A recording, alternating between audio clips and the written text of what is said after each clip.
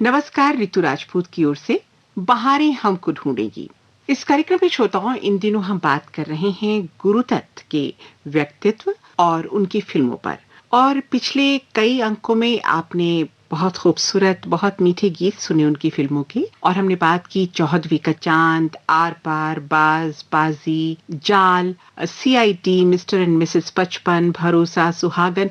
उनकी बहुत सारी फिल्मों पर बात की, उनके अभिनय पर बात की और उन्होंने जो काम किया, जो डायरेक्शन किया, उस पर बात की। एक से बढ़कर एक बहुत खूबसूरत फिल्में और वैसी ही याद आएगी। और आज भी उन पर कुछ और बातचीत होगी, उनकी कुछ और बेहतरीन फिल्मों पर हम बात करेंगे। लेकिन सबसे पहले मैं आपको बताना चाहूंगी कि हमारे आज के इस कार्यक्रम में हमारे साथ कौन है। जी हाँ, दोनों को आप पहचानते हैं। हमारे साथ हैं जाने माने संगीत रसिक श्री सुधीर चंद्रा जी, जो कि डीजी रहे हैं इनकम टैक्स में तमिलनाडु में, वहीं से सेवानिवृत्त हुए हैं।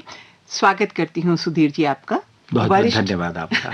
और हमारे साथ हैं वरिष्ठ मीडिया कर्मी श्री राजीव कुमार शुक्ल जी। राजीव जी, आपका भी हार्दिक स्वागत है। नमस्कार ऋतु जी, नमस्कार सुधीर जी। राजीव जी, जैसा कि हमने उनकी बहुत सी फिल्मों पर बात की और कई प्रसंग उनके जीवन के, कई रंग, कई बिंदु उनके जीवन के हमने श्रोताओं तक पहुंचाने की कोशिश की। देखिए, सच बात यही है कि जिन फिल्मों की चर्चा अब तक हमने विस्तार से की, वो सब फिल्में अच्छी फिल्में हैं, महत्वपूर्ण फिल्में हैं। लेकिन वो महत्वपूर्ण, खासतौर से शुरू की फिल्मों की जगह चर्चा की जाए तो वो एक महान फिल्मकार की महानता की यात्रा की फिल्में हैं। और उसके अंदर जो आप लोगों ने जिक्र किया उस बात का कि रहस्य रोमांच की फिल्में हैं। रहस्य रोमांच की फिल्में जो होती हैं उसमें तकनीक का बड़ा काम होता है, उसमें संपादन बहुत महत्वपूर्ण होता है। वो संपादन जो है, जो कि आपको पेस रखने की जरूरत होती है, वो गति चाहिए, और खासतौर से फिर छायांकन का बहुत जरूरी काम होता है। ये तमाम जो तत्व हैं, आप कह सकते हैं कि ये एक अर्जित हो रहे थे। और उसके बाद अचानक आप पाते हैं कि वह व्यक्ति जो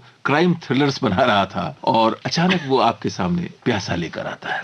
और पूरी एक कविता है, एक महान कविता है, एक पूरी गाथा है जो सेलुलाइट पर उकेरी जाती है। आपने जिक्र किया था कि वो बंगाल में, कलकत्ता में उसकी, कोलकाता जिसे हम आज कहते हैं, वहां उसका फिल्मांकन हुआ था। पर जो पूरी कथा है, जिस प्रकार से वो, उसमें कितने सारे तत्व हैं। उसमें साहित्य के प्रति समाज की बेरुखी और साहित्यकार का संघर्ष। मुक्तिबोध की जन्म शताब्दी चल रही है तो एक साहित्य का आत्मसंघर्ष जो है कि उन्होंने उस पर लिखा है विस्तार से, वो याद आता है। उसमें भी याद करें तो महमूद जो है, कुछ गुरुदत्त ने महमूद को ऐसे रोल बहुत दिए जिसमें कि वो थोड़े से कठोर भाई हैं जो उनकी रचनाओं को खास महत्व नहीं देते, सारी कविताओं को हाँ, लेकिन और उसके बाद महत्वपूर्ण जो बात है वो ये कि उनके प्रेम की कहानी, माला सिन्हा के रूप में उनका अतीत, बहुत ही रोमानी अतीत, लिरिकल अतीत, बहुत ही गीतात्मक अतीत है। पर उसके बाद जहां ये बेचैन आत्मा, ये शायर जहां अपनी पूर्णता प्राप्त करता है जिससे जुड़ करके, वो भी समाज के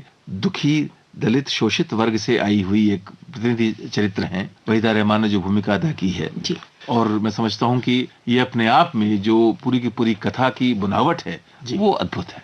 अच्छा, इस फिल्म की सुधीर जी शुरुआत है जी, उसकी जो बिल्कुल जो प्रारंभ है इस फिल्म का, जी। एक कवि है, एक खूबसूरत उद्यान में लेटा हुआ है और कुछ पंक्तियां मुझे याद आ रही हैं। ये हंसते हुए फूल, ये महका हुआ गुलशन, ये रंग में और नूर में डूबी हुई राहें, ये फूलों का रस पी के मचलते हुए भंवरे। और सीन बदलता है तो पंक्तियां भी बदल जाती हैं जब मधुमक्खी को कोई कुचल देता है। तो कहते हैं कि मैं दूं भी तो क्या दूं तुम्हें ये शौक नजारों, मैं दूं भी तो क्या दूं तुम्हें ये शौक नजारों, ले दे के मेरे पास कुछ आंसू हैं, कुछ आहें। क्या बात है, क्या बात है। तो ये कवि की जो भाव भंगिमा से ये फिल्म की शुरुआत होती है और कवि की कल्पनाओं की उड़ान, उसका स्वच्छंद आकाश में विचरण करना, इस फिल्म में वो उड़ान दिखाई पड़ती है। हालांकि ये फिल्म जब बन रही थी तो उससे पहले शायद कश्मकश के नाम से मशहूर हो रही थी, 1947 और 48 की बात, पुरानी राइटिंग थी इसके। और फिर इसके जो चरित्र था शायद वो चित्रकार का था, चित्रकार का शुरू में था, बाद में वो कवि का हो गया। अच्छा, अबरार अलवी साहब की इस पर खासी वो रही नजर, कुछ बताइए ना। हाँ, अबरार अलवी साहब से मेरी अच्छी मुलाकात थी बॉम्बे में, और उनको सच पूछिए तो एक शिकायत रहती थी, जो मैं बाद में आऊंगा, साहबीबी और गुलाम, खास तौर से जब लोगों ने कहा कि अबरार अलवी साहब की फिल्म नहीं है, ये गुरुदत्त जी की फिल्म है, तो उन बेचारे ने कंसीड किया कि जो सॉन्ग सीक्वेंसेस हैं वो गुरुदत्त जी ने ही शूट किए हैं, because he was a master creator of songs. और किस तरह स्टोरी को आगे ले जाना है, कहानी को आगे ले जाना है, वो गुरुदत्त जी से अच्छा कोई कर नहीं पाता था। कहते हैं बाकी फिल्म तो मेरी थी, कहते हैं एक फिल्म मेरी मैंने बनाई, अबरार भाई बोले, और उसमें गुरुदत्त जी को ढूंढ लिया, जो मैंने 10 साल उनका साथ दिया सन 54 से सन 64 तक, उसमें वो मुझे क्यों नहीं ढूंढ पाए। क्या बात है। Guru Dutt ji was a master technician, a great choreographer, a fantastic director, लेकिन डायलॉग्स तो मेरे थे जी, कहानी तो मेरी थी, आत्मा को स्क्रीन प्ले तो मेरा जी हाँ, बिल्कुल सही है। तो वही प्यार साहब को भी इन्होंने ये लिया है कि टू सोशल रिजेक्ट्स की कहानी है, इन अ मैनर ऑफ स्पीकिंग, जो अभी राजीव जी ने कहा, बहुत उम्दा बात कही कि साहित्य को कैसे सोसाइटी रिजेक्ट कर देती है, तो वैसे ही 2 सोशल रिजेक्ट्स की कहानी है, and ultimately the 2 social rejects in turn reject society and fade away into the sunset. Yes, जो खुददारी है और जो वो गीत है, ये दुनिया अगर मिल जाए तो क्या है, ये जो घोष है जी ये अपने आप में। लेकिन इसके पहले प्यासा पर तो मुझे लगता है बात करने बैठे हैं तो अलग से पूरा कार्यक्रम बन जाएगा जी। लेकिन जैसे इसमें याद करें कि जहाँ वहीदा जी का प्रवेश होता है, वो जो गीत है जाने क्या तूने कही, उसका जो फिल्मांकन, बहुत छोटी बहर जिसे कहते हैं, जाने क्या तूने कही, और मुझे बताया गया ऐसा कि इसको फिल्म के विद्यालयों में पढ़ाया जाता है कि फिल्मांकन कैसे करते हैं, संपादन कैसे करते हैं, किस तरह से कैमरे के कोणों का, एंगल्स का इस्तेमाल करते हैं, और बाकी पे वहीदा रहमान है उसमें, और इसमें साहब वीके मूर्ति साहब का भी कमाल है, जी बिल्कुल, सिनेमेटोग्राफर थे इसके और कागज के फूल के, क्या फोटोग्राफी की है। और दोस्ती की बात अगर हम यहाँ कहें कि मूर्ति साहब को जी उस दौर में 1960 के आसपास बाहर फोटोग्राफी सीखने के लिए भेजना अपने आप में बेमिसाल बात है। कौन करता है किसी के लिए इतना। गन्स ऑफ नेवरॉन से सीख करके आए थे, और फिर उससे पहले ये दे चुके थे, लेकिन सन 60 में भेजे गए, लेकिन 57 और सन 59 में प्यासा और कागज के फूल रिस्पेक्टिवली बन चुकी। मुझे लगता है कि यहाँ हम जाने क्या तूने कही सुन ले और फिर आगे बढ़े। क्या वहीदा जी की एक्टिंग है इस पे, गजब है वो, मतलब रिझा करके जो, लेकिन उसमें भी देखिए गरीब नहीं। और एक और बात है, बात ये है कि जो एक गरिमा है वो लगातार मौजूद रहती है, बिल्कुल। यानी वो चरित्र इतने संकटों से गुजरा हुआ, समाज की इतनी कहना चाहिए वासना का शिकार होता हुआ, लेकिन उसके बाद भी उस चरित्र की जो गरिमा है वो अपने आप में अक्षुण्ण है, और उस गरिमा के साथ वो अपने को प्रस्तुत करता है। और बाद में जो हम बाद के गीतों की चर्चा भी करेंगे, उसमें किस तरह से वो खिलती है बात, और फिर आखिर में जो आपने कहा पूर्णता तक पहुंचती है। तो जाने क्या तूने कही, जाने क्या मैंने सुनी, सचिन देव बर्मन का संगीत और साहिर लुधियानवी के लिरिक्स साहब, और वही गीता दत्त जी की शोख चंचल आवाज। आइए सुनते हैं इस गीत को। जाने क्या तूने कही, जाने क्या मैंने सुनी, बात कुछ बन ही गई। जाने क्या तूने कही, जाने क्या मैंने सुनी, बात कुछ बन ही गई। जाने क्या तूने कही।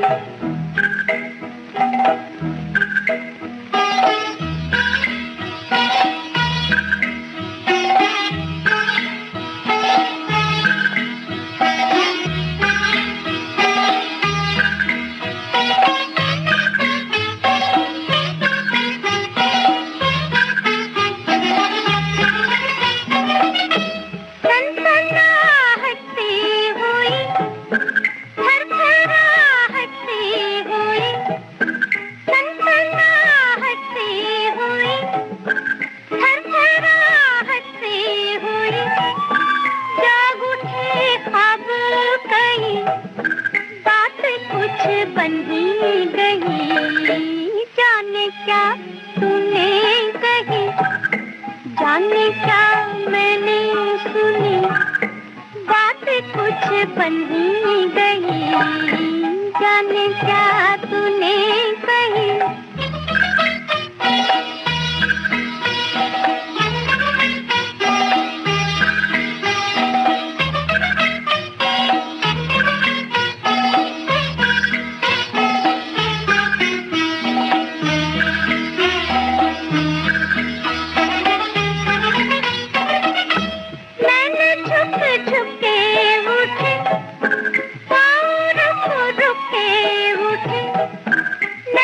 छुप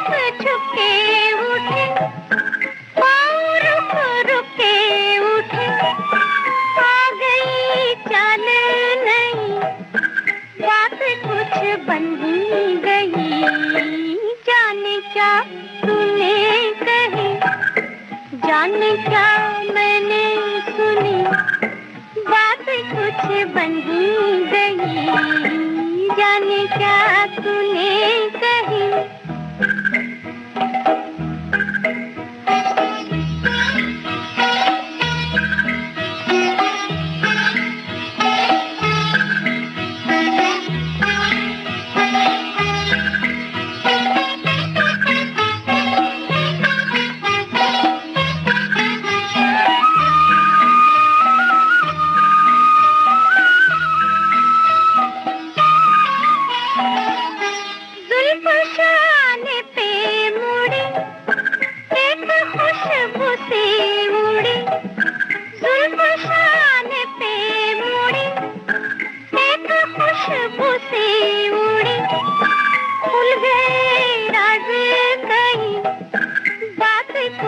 बन ही गई, जाने क्या तूने कही, जाने क्या मैंने सुनी, बात कुछ बन ही गई, जाने क्या तूने कही, जाने क्या मैंने सुनी, बात कुछ बन ही गई, जाने क्या तूने कही।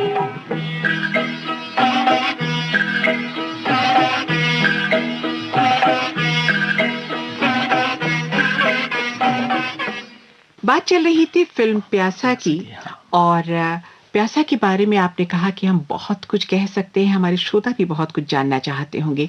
हमारी आज की पीढ़ी, विद्यार्थी इस फिल्म पर शोध करते हैं, उन्हें ये सिखाया जाता है, पढ़ाया जाता है, ये फिल्में दिखाई जाती हैं। बहुत सरल सी फिल्म है कि एक कवि है, वो रचना करता है और उसके घर वाले उसको बेच देते हैं रचनाओं को कूड़े के ढेर में, और फिर वो निराश परेशान पटरियों से गुजरता है, अपना कोट किसी को पहना देता है, वो व्यक्ति मर जाता है, लोग समझते हैं वो कभी मर गया, और फिर उसकी पुण्यतिथि पर फंक्शन होता है और वो बताना चाहता है कि ये मेरी रचनाएं हैं। उसके अपने भाई, अपने लोग उसको सामने नहीं आने देते, और फिर एक वो रास्ता आता है कि एक गाने वाली उसका साथ देती है, उसकी रचनाओं को गाती है और उसका सम्मान करती है उसके लेखन का, और उसकी प्रेयसी भी उससे नकार देती है। तो कई तरह के मोड़ों से गुजरती हुई वो फिल्म जब वहां पहुंचती है कि जब वो ये जाहिर कर देता है कि मैं ही वो कवि हूँ, और इसमें वो जो गायिका है वो उसका साथ देती है, वहां पे वो नकार देता है कि मैं वो कवि नहीं हूँ। जी हाँ, मैं विजय नहीं हूँ। मैं मुझे विजय वो नहीं नाम हूँ। और शोहरत नहीं चाहिए, मुझे कुछ नहीं चाहिए, लेकिन मुझे इस समाज से नफरत है जिसमें आप शराफत को कमजोरी समझते हैं, जिसमें किसी के दुख दर्द पे दो आंसू बहाना ये समझते हैं कि इसमें वो ताकत नहीं है जो होनी चाहिए। और तब वो जैसे क्रूसिफिकेशन ऑफ क्राइस्ट करके दिखाते हैं कि ये महलों, ये तख्तों, ये ताजों की दुनिया में जो लाइट एंड शेड इफेक्ट के साथ गुरुदत्त उभरते हैं, और वहां से वो जाहिर होता है कि प्यास वहां से that is how the film gets its title and name. तो इसका लेकिन आप कौन सा लोग तो अंत पे पहुंच गए, मतलब आपने तो फिल्म का अंत कर दिया। मैं कह रहा था कि इसमें जो अलग अलग जो कि इसका संगीत भी अद्भुत है, बेहतरीन है, हर शायरी गीत जो है, है। आप देखें कुछ गीतों को हम मिसाल के तौर पर सुनेंगे जी। मसलन जैसे इसमें माला सिन्हा जो जिन्होंने प्रेयसी का रोल किया है, रहमान है जो उनके पति हैं, संपन्न व्यक्ति हैं। अच्छा, रहमान भी गुरुदत्त की फिल्मों में खूब आए, क्या उन्होंने तरह तरह के रोल किए। इसमें जो एक गीत है, मुझे जो आपने उसका जिक्र किया था, जाने वो कैसे लोग थे, तो आता है, पर मुझे लगता है कि हम आपकी आंखों में, यानी वो जो अपने आप में जैसे एक स्वप्न दृश्य है जी, स्वप्न दृश्य, और नृत्य की एक खास मुद्रा में, नृत्य की एक खास लय के साथ वो होता है। और मुझे लगता है रफी साहब के भी गानों में बिल्कुल अलग ढंग का उनका सोज इसमें इस्तेमाल किया गया है, वॉल्स की पूरा जो उसके अंदर जो मूवमेंट है, and it's a flashback with in a flashback, अगर आप याद करिए कि लिफ्ट के अंदर और फिर वो वापस चले जाते हैं, तो it's a flashback with in a flashback. तो मैं समझता हूँ कि ये गीत जो है, ये गीत रचना, संगीत रचना और कहानी में जिस जगह ये आता है, हर दृष्टि से इस गीत को सुनना बढ़ाता है कहानी को। अब बहुत जरूरी है कि इसको सुना जाए, यकीनन बहुत सुंदर है।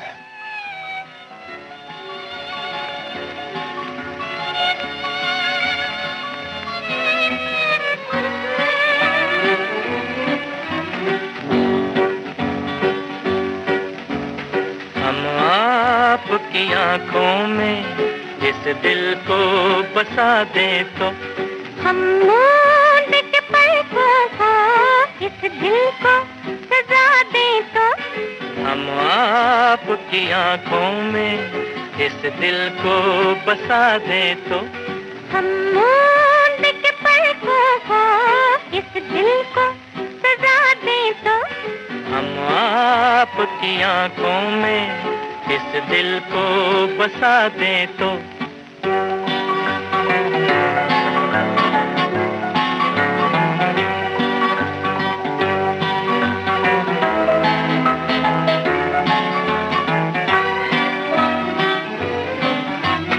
इन जुल्फों में गूंदेंगे हम फूल मोहब्बत के जुल्फों को झटक कर हम ये फूल गिरा दे तो इन जुल्फों में गूंदेंगे हम फूल मोहब्बत के जुल्फों को झटक कर हम ये फूल गिरा दे तो हम आपकी आंखों में इस दिल को बसा दे तो हा हा हा हा हा हा हा हा हा हा हा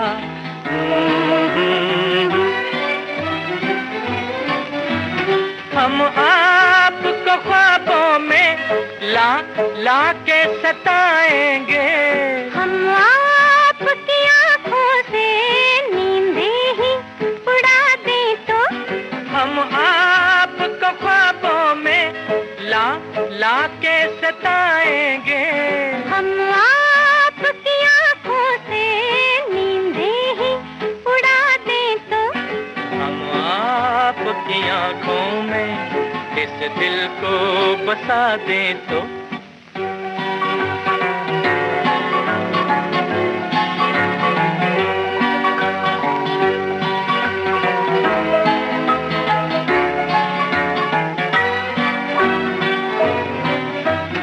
हम आपके कदमों पर गिर जाएंगे गश खाकर इस पर भी न हम अपने आंचल की हवा दे तो हम आपके कदमों पर गिर जाएंगे गश खाकर इस पर भी न हम अपने आंचल की हवा दे तो हम आपकी आंखों में इस दिल को बसा दे तो हम मूंद के पलकों को इस दिल को सजा दे तो हम आपकी आंखों में इस दिल को बसा दे तो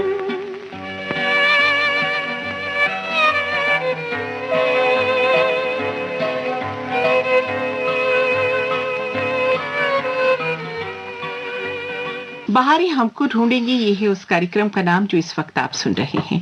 मैं हूं आपके साथ ऋतु, मैं राजीव और सुधीर। इस गीत के बाद एक छोटी सी झलक उस गीत की भी दे दें, क्योंकि गुरुदत्त और जॉनी वॉकर साथ साथ चलते रहे, सहचर रहे, और वो शैतानी भरा जो गीत है सर जो तेरा नहीं, मैं आपको इसे मैं एक चीज यहाँ कहना चाहूंगा, मतलब मैं चाहूंगा कि इस गीत को हम पूरा ही सुने, क्यों हम इसको अधूरा सुने। एक बात, दूसरी बात ये कि ये जो है, आप ब्रेख्त को अगर पढ़ें, जो थ्योरी ऑफ एलियनेशन है, ये यहाँ ये उन्होंने, मुझे लगता है कहीं ना कहीं इसको उससे जोड़कर देखा जा सकता है कि पूरी फिल्म बहुत गंभीर है। पूरी फिल्म के अंदर बहुत बड़े बड़े बड़े कारुणिक प्रसंग हैं, संघर्ष है, दुख है, कष्ट है, और उसमें एक कॉमिक रिलीफ की तरह जॉनी वॉकर आते हैं। और उसके साथ आकर, मतलब एक तरह से अगर आप देखें कि ये जो मुद्दा है, इतनी बड़ी दुनिया के दुख हैं, सर जो तेरा चकराए आजा प्यारे पास हमारे, यानी एक वो सच्चाई है कि एक जो आम आदमी है, जो बहुत ज्यादा बौद्धिकता में नहीं पड़ता, वो जिंदगी की तमाम तकलीफों को इसी तरह से हंसते बोलते झेल लेता है। और इस रूप में एक सामान्य आदमी के प्रतिनिधि के रूप में भी जॉनी वॉकर आते हैं।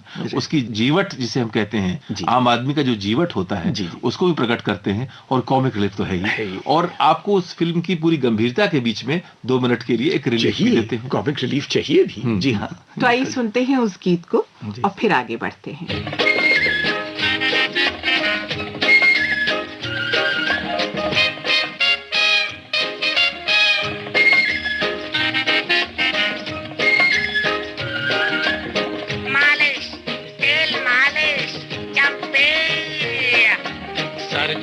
तेरा चकराए या दिल डूबा जाए, आजा प्यारे पास हमारे, काहे घबराए, काहे घबराए। मालिश, तेल मालिश। सर जो तेरा चकराए या दिल डूबा जाए, आजा प्यारे पास हमारे, काहे घबराए, काहे घबराए।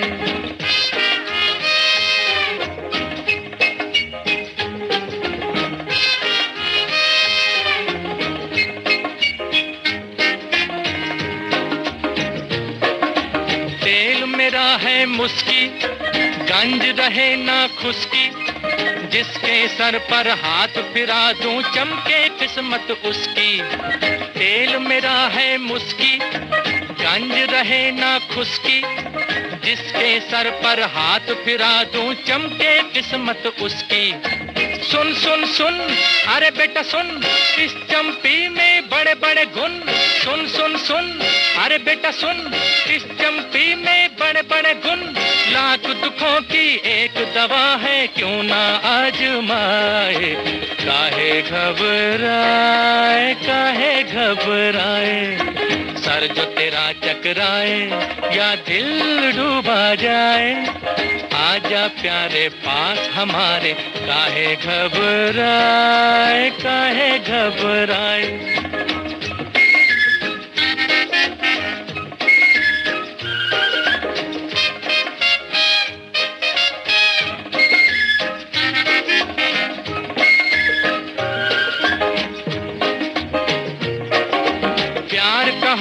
झगड़ा या बिजनेस का हो रगड़ा, सब लफड़ों का बोझ हटे जब पड़े हाथ एक तगड़ा।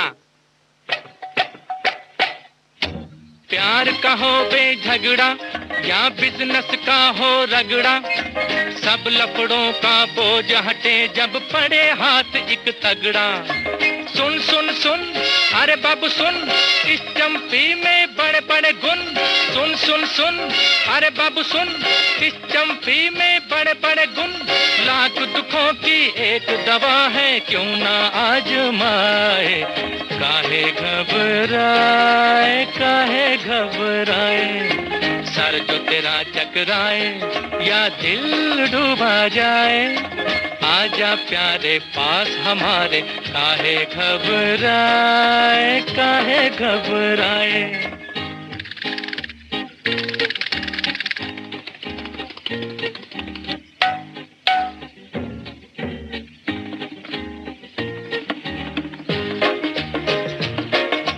नौकर हो या मालिक, लीडर हो या पब्लिक, अपने आगे सभी झुके हैं, क्या राजा क्या सैनिक। नौकर हो या मालिक, लीडर हो या पब्लिक, अपने आगे सभी झुके हैं, क्या राजा क्या सैनिक। सुन सुन सुन, अरे राजा सुन, इस चंपी में बड़े बड़े गुण। सुन सुन सुन, अरे राजा सुन, इस चंपी में बड़े बड़े गुण। लाख दुखों की एक दवा है, क्यों ना आजमाए, काहे घबराए, काहे घबराए। सर जो तेरा चकराए या दिल डूबा जाए, आजा प्यारे पास हमारे, काहे घबराए। हमारा जिक्र भी होगा, हमारी बात भी होगी, रगों में आपकी हरदम हमारी याद दौड़ेगी। समय के बाग में खिलती बहारें हमको ढूंढेगी, बहारें हमको ढूंढेगी।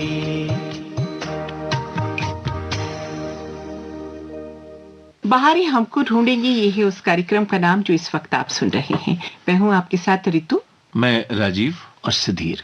एक फिल्म का जिक्र मैं जरूर करना चाहूंगी, और वो फिल्म थी जिसे वो दुर्भाग्य से पूरा नहीं कर पाए, और फिल्म का नाम था बहारें फिर भी आएंगी। 10 अक्टूबर 1964 को वो इंतकाल फरमा गए थे। जी। और एक बार फिर इस फिल्म में म्यूजिक डायरेक्शन की अगर मैं बात करूं, वो था ओपी नैयर साहब का। ओपी नैयर का म्यूजिक। वो ओपी नैयर जो हैं, जी, वो एक ओपी नैयर बाद में भी मतलब बहुत शानदार संगीत उन्होंने दिया, पर जो शुरू के दौर में जो कह सकते हैं कि उभर रहे थे, जी हाँ, उभरते हुए लोगों की टीम के काम कर रही थी जी। और क्या खूबसूरत गाने उन्होंने बनाए। और इस फिल्म में हालांकि शुरू में सुधीर जी अभिनय करना चाहते थे हीरो के रूप में गुरुदत्त स्वयं जी, लेकिन मौत पर किसका बस है जी। बाद में ये फिल्म पूरी हुई। बहुत उम्दा फिल्म थी और इसमें धर्मेंद्र अभिनेता के रूप में रहे जी, और हीरोइन रही माला सिन्हा और तनुजा, और बहुत अलग तरह की फिल्म थी।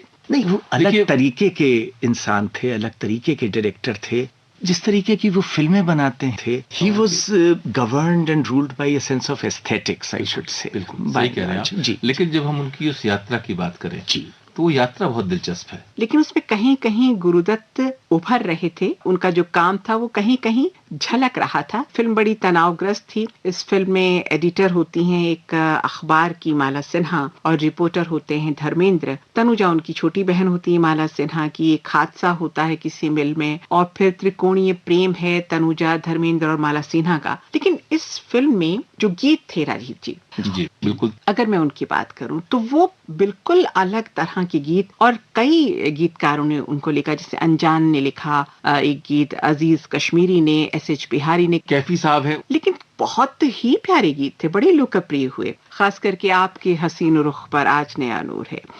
अगर आप इजाजत दें बिल्कुल तो बिल्कुल ये गीत अभी और सुनवा दीजिए। बिल्कुल। अब हमारे सुधीर जी की फरमाइश, राजीव जी की फरमाइश, और वो जो अनदेखे स्वर मुझ तक पहुंच रहे हैं, वो सब भी करें हो जाए हो जाए। तो आइए श्रोताओं गीत वो को गाना भी सुनते सुनते हैं।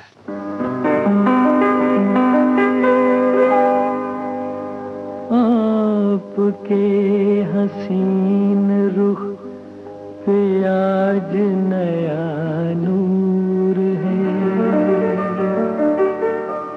मेरा दिल मचल गया तो मेरा क्या कसूर है।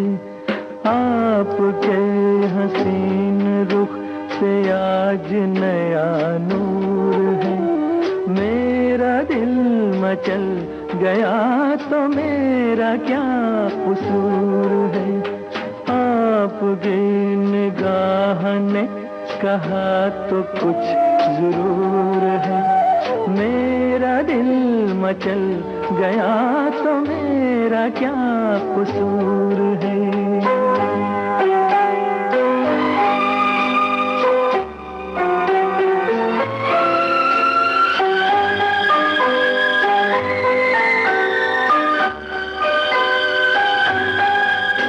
खुली लटों की छाँव में खिला खिला ये रूप है, खुली लटों की छाँव में खिला खिला ये रूप है। घटा से जैसे छन रही सुबह सुबह की धूप है, जिधर नजर मुड़ी जिधर नजर मुड़ी जिधर नजर मुड़ी उधर सुरूर ही सुरूर है। मेरा दिल मचल गया तो मेरा क्या कसूर है। आपके हसीन रुख पे आज नया नूर है, मेरा दिल मचल गया तो मेरा क्या कसूर है।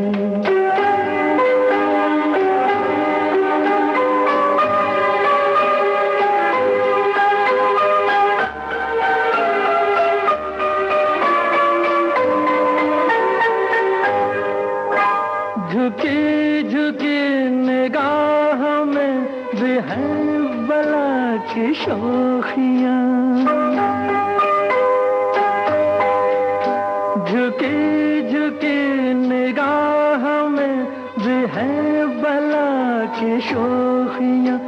दबी दबी हंसी में भी तड़प रही हैं बिजलियां, शबाब आपका, शबाब आपका, शबाब आपका, नशे में खुद ही चूर चूर है। मेरा दिल मचल गया तो मेरा क्या कसूर है। आपकी निगाह ने कहा तो कुछ जरूर है। मेरा दिल मचल गया तो मेरा क्या कसूर है।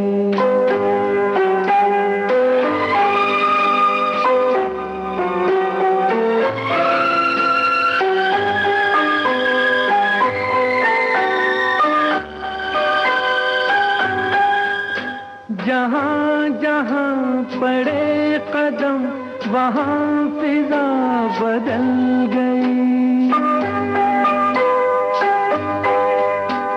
जहाँ जहाँ पड़े कदम वहाँ फिजा बदल गई। कि जैसे सर बसर बहार आप ही में ढल गई। किसी में ये कशिश, किसी में ये कशिश, किसी में ये कशिश, कहाँ जो आप में हुजूर है। मेरा दिल मचल गया तो मेरा क्या कसूर है।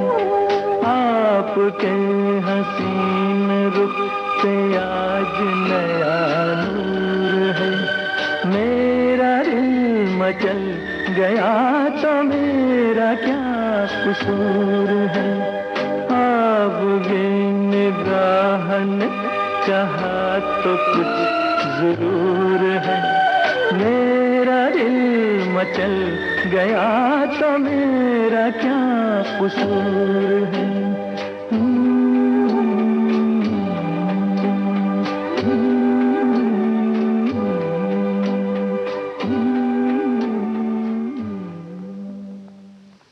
कैसा लगा आपको ये गीत? पसंद तो जरूर आया होगा। बिल्कुल। और आप सभी के जहन में वो चित्र ताजा हो गया होगा। हाँ। और वो खूबसूरती उभर के आ रही होगी जो इस गीत में फिल्माई गई। जी। राजीव जी, मैं बात कर रही थी इस फिल्म के गीतों की। इसी फिल्म का एक और गीत था जो तनुजा पर फिल्माया गया। जी बिल्कुल। और धर्मेंद्र उनके साथ हैं। तनुजा का पर्स कंधे पे लटकाए वही शैतानी अंदाज में हाँ जी, लेकिन शरारतें करते हुए धर्मेंद्र चले जा रहे हैं। और एक फ्रॉक, बिल्कुल एक डॉल की तरह इसमें तनुजा लग रही हैं। और फिर वो गाना फिल्माया जाता है, कोई कह दे कह दे। तो इससे पहले कि हम उनकी और बेहतरीन फिल्मों पर, जो कि बेमिसाल फिल्में रही हैं, खास करके मैं उन 3 फिल्मों का जिनका जिक्र आगे आएगा, उन पर हम बात शुरू करें। तो मैं समझता हूँ यहाँ हम वो गीत सुन लेते हैं की चर्चा कर रहे थे, बिल्कुल। क्योंकि ये भी अपनी तरह का अनूठा गाना है। बिल्कुल दुरुस्त है।